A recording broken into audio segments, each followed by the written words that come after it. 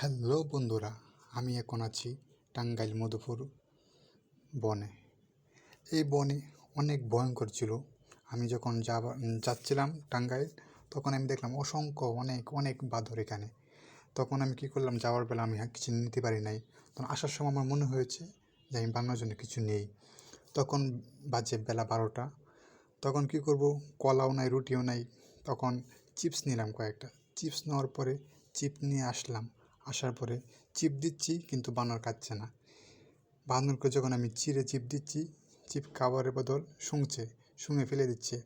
তখন আমি কি করব, ওইদিকে দিকে এক বানর, আবার ওইদিকে আছে আবার অসংখ্য কিছু বানর। তখন ওইদিকে চলে আসলাম। আসার পরে ওইদিকে দেওয়ার জন্য যাচ্ছি।